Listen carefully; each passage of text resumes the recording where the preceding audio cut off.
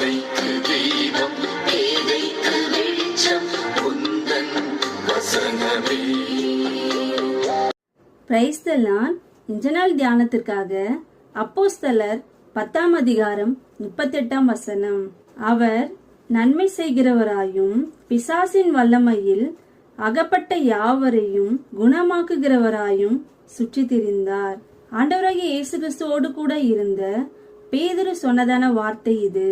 கொர்நேலியு வீட்டிலே நடந்த கூட்டத்தில் பேதுரு இந்த வார்த்தைகளை கூடி வந்த ஜனங்களுக்கு பிரசங்கித்தார். ஆண்டவராகிய இயேசு கிறிஸ்து வல்லமை உள்ள தேவன்.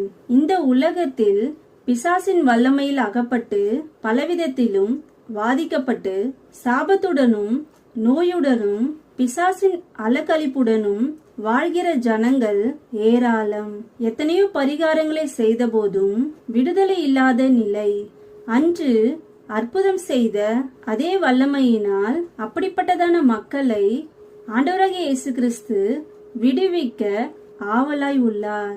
யார் ஒருவர், ஐயோ எத்தனை வருடமாக என் வாழ்க்கையில் என் குடும்பத்தில் பிசாசின் வல்லமையினால் சாபத்தில் இருக்கிறோம் என்று உணர்கிறவர்கள் யாரானாலும் ஆண்டவராகிய இயேசு கிறிஸ்து விடுதலை சுகம் தருவார் என விசுவாசித்து அவரை நோக்கி கூப்பிடும் போது கர்த்தராகிய இயேசு கிறிஸ்து சகலத்திலும் இருந்தும் விடுதலையை தருவார். உங்கள் வாழ்க்கையில் ஏதாவது ஒரு பகுதியில் விடுதலை வேண்டும் என்று விரும்புவீர்களானால் ஆண்டவராகிய இயேசு கிறிஸ்துவை நோக்கி கூப்பிடுங்கள்.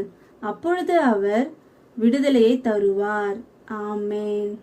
ஆற்றல் மிக்கது, ஜீவனுள்ள